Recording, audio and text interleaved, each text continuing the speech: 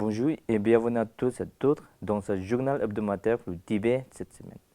Je suis Pema Sewang avec une nouvelle édition d'actualité sur le Tibet, sa sainteté, le Dalai Lama et l'administration centrale tibétaine. Voici les titres de cette semaine. L'administration centrale tibétaine célèbre le 75e anniversaire de l'association de sa sainteté, le Dalai Lama, à la direction spirituelle et temporelle du Tibet. Le Sejong Pemba Tsering entame une série de visites officielles dans le nord et le nord-est de l'Inde. La Commission électorale centrale organise un atelier sur les élections générales tibétaines de 2026 à l'intention des responsables électoraux régionaux. Les parlementaires canadiens rendent hommage à sa sainteté le Dalai Lama à la Chambre des communes. Le Parlement européen célèbre l'héritage extraordinaire de sa sainteté le Dalai Lama au Parlement. Les dirigeants de l'administration centrale tibétaine rencontrent un conférencier de l'Académie nationale de défense du Japon. Regard hebdomadaire, l'année de la compassion.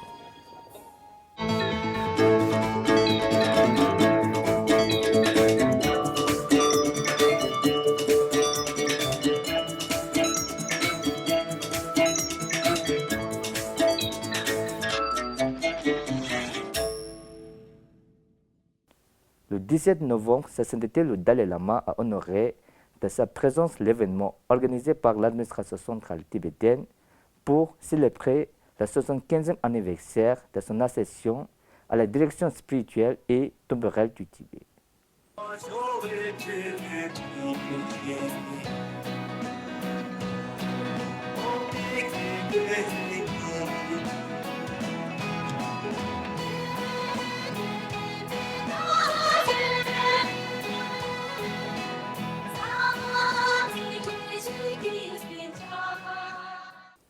Cet événement a rassemblé environ 6000 Tibétains et fidèles au monastère de Tekjin Choling à Dharamshala.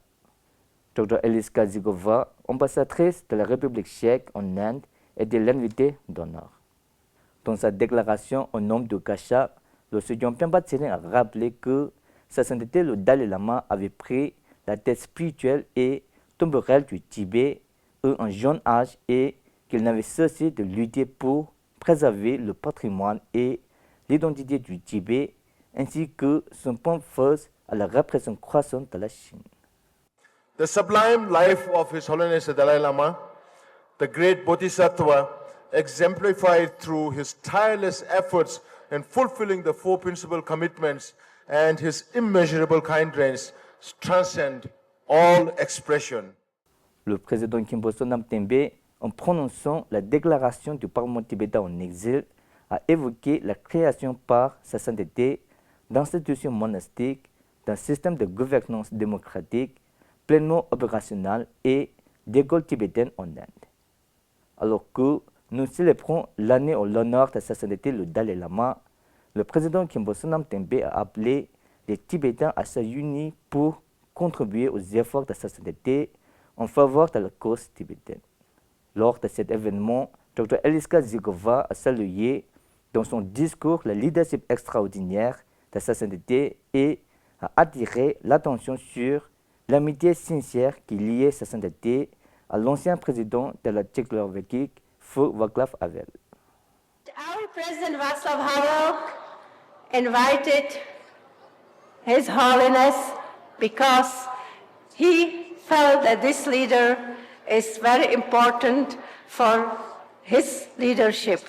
So these two leaders, Václav Havel, the president, political leadership, and 14 Dalai Lama, His Holiness, are our very important connection between Tibet and Czechoslovakia, now Czech Republic. Les anciens élèves des écoles tibétaines en Inde et au Népal ont exprimé leur gratitude à sa sainteté le Dalai Lama pour la création d'écoles tibétaines dans la diaspora tibétaine.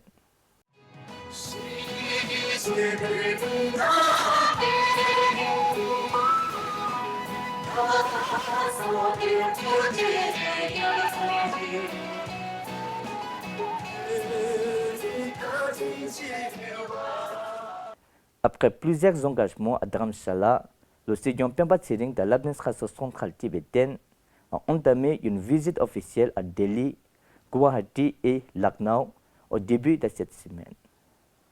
Hier, le Sejong s'est adressé aux COP enseignantes et aux étudiantes de l'Université Cotton sur le thème environnement, sécurité et paix, et mercredi, il a assisté à la session inaugurale du 14e Tirth-Yatra organisée par Bharat Tibet Sahyog Manch à Guwahati, dans l'Assam. Lundi, le comité régional d'organisation Godun de Delhi a organisé une table ronde sur le 75e anniversaire de la session de sa sainteté à la direction spirituelle et temporelle du Tibet, à laquelle le Sejong Pemba Tsering a participé en tant que panéliste. À ses côtés sur l'estrade se trouvait l'historien et professeur tibétain Chamba Samte, l'ancien conseiller à la sécurité nationale et ancien ministre des Affaires étrangères indien Shiv Shankar Menon, l'ancien diplomate et auteur indien Dilip Sinha, ainsi que l'analyste en politique étrangère et expert en affaires stratégiques le Dr Rajan Mohan. Lors de ces deux événements, le Sejong Pemba Tsering a évoqué le statut historique d'indépendance du Tibet, les liens anciens qui unissent l'Inde et le Tibet à travers leurs contacts culturels et les fleuves tibétains qui se jettent dans l'Inde. Le Sejong a également souligné l'engagement ferme de l'administration centrale tibétaine à résoudre la question du Tibet par une approche de la voie du milieu sur la direction de sa sainteté le Dalai Lama.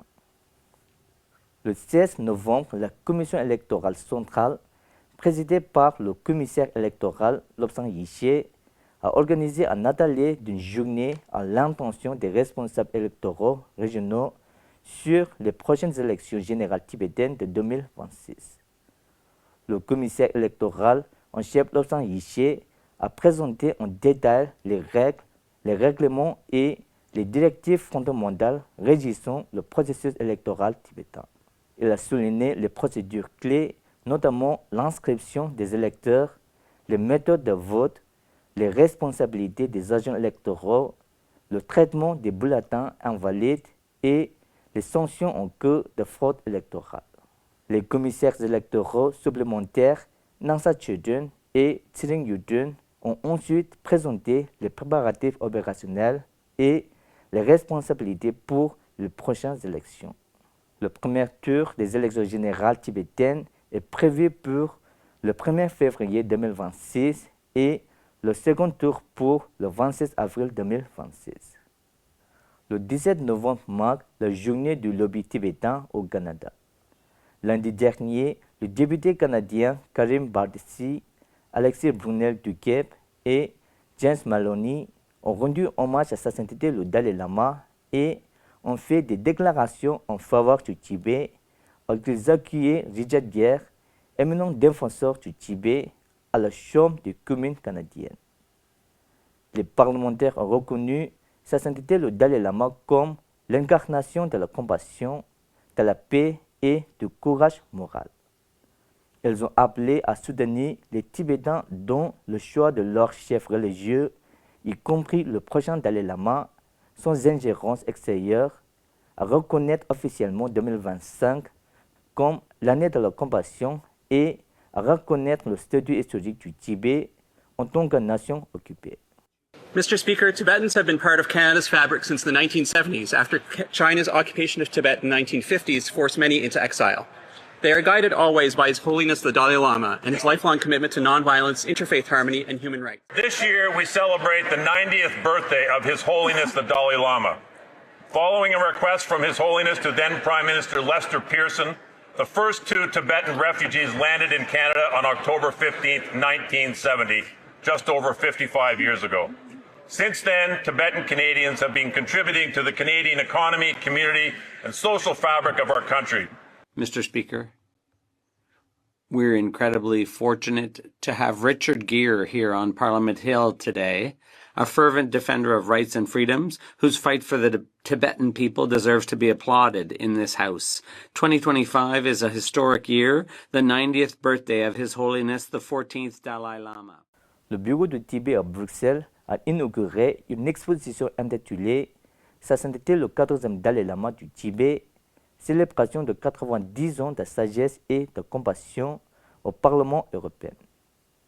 Plusieurs membres du Parlement européen, des membres du personnel parlementaire et des invités sont assistés à l'événement. Les deux intervenants présentent à l'événement Derniers Aliments, député européen et co-président du groupe interparlementaire pour le Tibet, et Rinzing Genkan, représentante du bureau du Tibet à Bruxelles, ont tous deux souligné l'engagement de sa sainteté en faveur de la paix, de la compassion et de la non-violence depuis plusieurs décennies. Les intervenants ont également évoqué les nombreuses visites de sa sainteté au Parlement européen. Le bureau du Tibet à Bruxelles a également organisé sa deuxième rencontre de réseautage tibétain belge qui a réuni 26 jeunes tibétains de toute la Belgique. Cette semaine, Kota Kanemaki, professeur à l'université Keio et l'Académie nationale de défense du Japon, a eu des entretiens séparés avec le président Khenpo Sonam Tembe du Parlement tibétain en exil et la vice-présidente Joma Tshering Tegan dans la salle du président, ainsi qu'avec la ministre Nonzen Joma et le secrétaire Karma Chuying du département de l'information et des relations internationales. Les réunions sont portées sur un large éventail de questions urgentes concernant le Tibet, notamment la politique d'assimilation menée par la Chine au Tibet, les internats coloniaux chinois, l'absence de toute forme de liberté et les émulations par le feu chez les Tibétains qui en résultent. Dans le cadre des célébrations de l'année de la compassion de Godun, le film documentaire Wisdom of Happiness a été projeté au Hadley Bull Building de l'Université nationale australienne dans le cadre d'un événement co-organisé par Australia Tibet Council et l'École de culture, de l'histoire et de langue de l'Université nationale australienne. Karma Singhe, représentant du bureau du Tibet à Canberra, a assisté à la projection. En Inde, le Parlement tibétain en exil, en collaboration avec la chaire du Dalai Lama de l'Université du Punjab, a présenté une exposition de photos intitulée La démocratie, un cadeau de sa sainteté le Dalai Lama au peuple tibétain à l'Université du Punjab à Chandigarh. La colonie tibétaine de Kamrao Gapa a organisé une initiative de libération de 555 poissons dans la rivière Kulhal, symbole de bonté envers tous les êtres et de prière pour la longue vie de sa sainteté. Le Centre Manjushri de culture tibétaine, en collaboration avec le comité local Khotun de Darjeeling, a organisé un événement au cours duquel les résidents tibétains locaux se sont engagés collectivement à privilégier l'utilisation de la langue tibétaine tant au sein de la colonie qu'à la maison, réaffirmant ainsi leur engagement en faveur de la préservation culturelle de la langue tibétaine. C'est tout pour cette semaine. Merci de votre suivi. Tibet TV, à la semaine prochaine.